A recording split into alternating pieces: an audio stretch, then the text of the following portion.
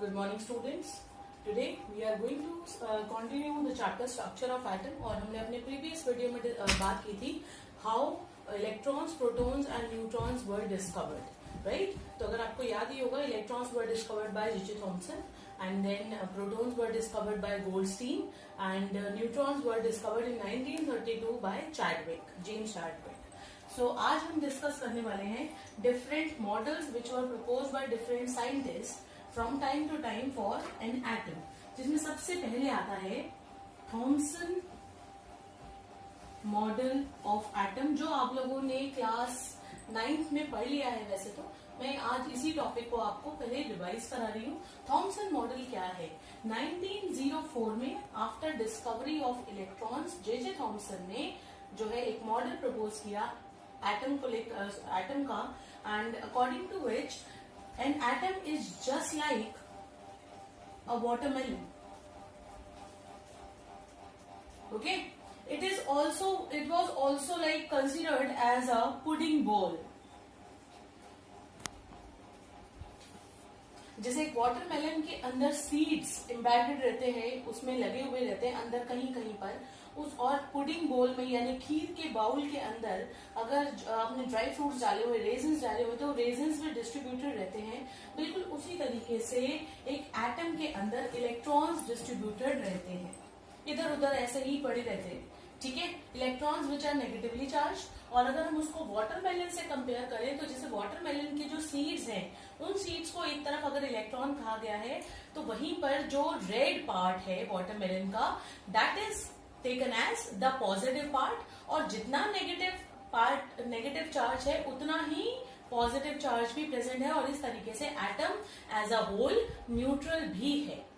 तो ये जो मॉडल था, this was proposed by J Thomson, और उन्हीं के नाम पे इसको थॉमसन मॉडल ऑफ एटम कहा गया, जिसको पुडिंग मॉडल की तरह से भी बोला गया और वाटरमेलन मॉडल भी इसको बोला गया। तो एक बार मैं आपको फिर से बता देती हूँ। According to J Thomson, the negatively charge electrons are distributed in the atom and they are like negatively charged, and equivalent positive charge is present as a sphere in the whole atom. So this was the Thomson model. इस Thomson model की कुछ severe जो है वो आपकी limitation थी, and the limitation was कि yes it was very much successful in explaining the stability of atom, के atom को उन्होंने neutral explain कर दिया, stable explain कर दिया, but the major limitation it suffered was the experiments led by Rutherford. He could not explain or could not justify anything for the Rutherford experiment, which was done approximately 7 years later on. जब इन्होंने अपना model propose किया था 1905 में, उसके लगभग 7 साल के बाद ये एक एक्सपेरिमेंट रदरफोर्ड ने परफॉर्म किया था, और उस एक्सपेरिमेंट को जस्टिफाई नहीं कर पाए अपने स्ट्रक्चर ऑफ अपने एटम के स्ट्रक्चर को या मॉडल को जो उन्होंने एक्सप्लेन किया था। So this was the limitation of Thompson model. Thompson model के बाद हम डिस्कस करेंगे the next one, and that is Rutherford model of atom. और इसको जो स्टडी करने के लिए हमें बेसिकली रदरफोर्ड के एक्सपेरिमेंट को सबसे पहले समझना पड़ेगा। सो स्टूडेंट्स, रदरफोर्ड एक्सपेरिमेंट क्या, रदरफोर्ड ने क्या एक्सपेरिमेंट किया था? He has taken a thin gold foil, ठीक है, a very thin gold foil of approximately 1000 atoms thickness.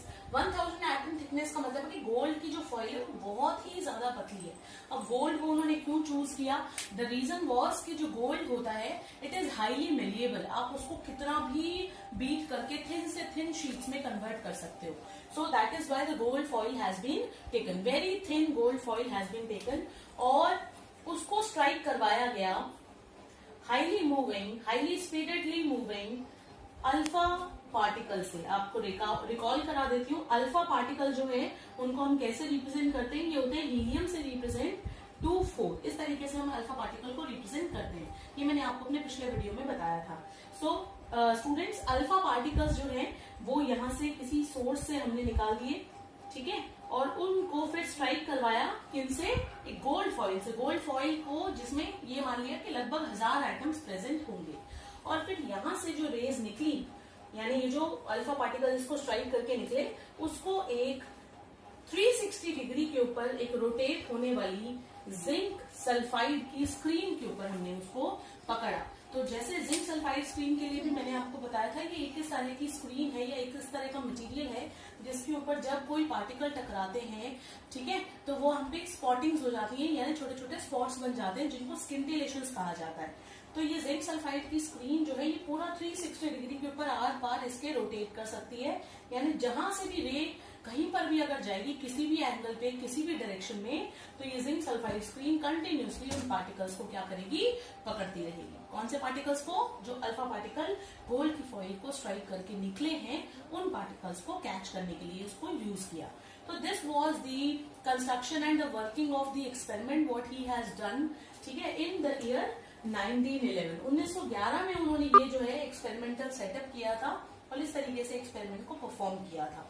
इस एक्सपेरिमेंट के जो रिजल्ट्स थे they were quite amazing. So what were the results obtained and what were the inferences which were done by that particular experiment? So results and inferences of the experiment. तो पहला तो जो result आया वो ये आया कि जो मैक्सिमम अल्फा पार्टिकल्स थे वो बिल्कुल सीधे निकल गए। अप्रोक्सीमेटली 90% पार्टिकल्स जो है वो सीधे के सीधे मिल गए, यानी आपको बिल्कुल किसी एंगल पे डिफ्लेक्शन किए बिना आपको स्ट्रेट वे मिल गए, ठीक है। So most of alpha particles gone straight without any deflection, कोई डिफ्लेक्शन नहीं हुआ, कोई चेंज नहीं हुआ, जैसे आए थे वैसे के वैसे बिल्कुल सीधे निकल गए गोल्ड फॉइल में से। तो इससे क्या इन्फ्लुएंस हुआ, इससे क्या समझ में आया, इससे ये समझ में आया कि जो आपके बेसिकली एटम्स हैं, ये एटम्स मोस्ट ऑफ खाली, एटम के अंदर बहुत सारी खाली स्पेस है, ठीक है। इसी को अगर थोड़ा आप एक्सपैंड करके देखते हैं, बहुत अगर इसको बारीकी से समझना चाहते हैं तो आप ऐसे मान सकते हैं, ये जो गोल्ड की फॉइल है ये कुछ ऐसे एटम्स है और जब इनसे अल्फा पार्टिकल्स टकरा के ऐसे निकल रहे हैं तो सीधे सीधे इसलिए चल पा रहे हैं क्योंकि खाली जगह, तो खाली जगह में से आराम से निकल जाएंगे अल्फा पार्टिकल, कुछ है ही नहीं वहां पर, ठीक है। देन वेरी फ्यू, बहुत कम ऐसे थे जो कुछ एंगल के ऊपर डिफ्लेक्ट हो गए, 30 डिग्री पे, 40 डिग्री पे, 60 डिग्री पे, उनमें थोड़ा बहुत चेंज आ गया और उनकी डायरेक्शन थोड़ी बहुत बदल गई। Very few deflected through small angles, ठीक है। तो इनके स्मॉल एंगल्स में डिफ्लेक्ट होने का क्या रिजल्टेंट रहा या क्या इन्फ्लुएंस रहा, कि इसका मतलब है कि एटम में कहीं कहीं इलेक्ट्रॉन होंगे और वो इलेक्ट्रॉन अल्फा पार्टिकल्स की तरफ अट्रैक्ट हो गए हैं, या ये कहें कि जो अल्फा पार्टिकल्स है वो इलेक्ट्रॉन के क्लाउड की तरफ या इलेक्ट्रॉन्स की तरफ अट्रैक्ट हो गई है, इसलिए वो थोड़ा थोड़ा उन्होंने अपना रास्ता चेंज कर लिया। और सबसे अमेजिंग रिजल्ट मिला क्या, कि 1/10,000 10,000 पार्टिकल्स में से एक पार्टिकल ऐसा भी मिला जो पूरा का पूरा 180 डिग्री के ऊपर, यानी इससे टकरा के और वापस की वापस मुड़ गया, डिफ्लेक्ट हो गया पूरा 180 डिग्री, ठीक है। 1/10,000 particle got deflected at 180 degree, यानी रीट्रेस इट्स पाथ, अपने ही रास्ते को, जिस रास्ते से वो आ रहा था उसी रास्ते को उसने क्या कर दिया, रीट्रेस किया, यानी वापस उसी रास्ते पे आके जहां से आता वहीं वापस मुड़ गया। ये जो चीज थी ये बड़ी अमेजिंग थी बच्चों। क्यों अमेजिंग थी, क्योंकि इसका मतलब ये था कि जो अल्फा पार्टिकल आ रहे हैं ये हैं आपके पॉजिटिव पार्टिकल्स, ठीक है। कितने पॉजिटिव पार्टिकल हैं, 2 पॉजिटिव पार्टिकल्स हैं। ये आपको चीज मैंने ऑलरेडी बताई हुई है कि हीलियम जो है उसका मास ऊपर लिखा गया है और जो नीचे 2 लिखा गया है वो उसके पॉजिटिव चार्ज को रिप्रेजेंट कर रहा है। अल्फा पार्टिकल के ऊपर 2 पॉजिटिव का चार्ज होता है, ठीक है। अगर प्रोटॉन पे पॉजिटिव का चार्ज है, इलेक्ट्रॉन पे -1 का चार्ज है, तो अल्फा पार्टिकल पे है 2 पॉजिटिव का charge.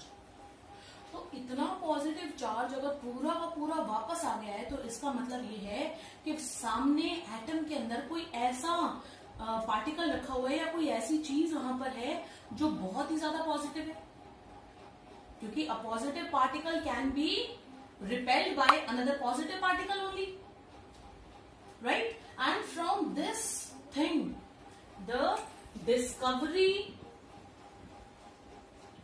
Of nucleus took place. ठीक है, तो यहां से जो वो वहां पर कोई एटम के अंदर कोई बहुत पॉजिटिव पार्ट रखा हुआ होगा, कोई एटम का कोई ऐसा पार्ट जो बहुत ही ज्यादा पॉजिटिव है, ठीक है, उस पॉजिटिव पार्ट को रदरफोर्ड ने नाम दिया न्यूक्लियस।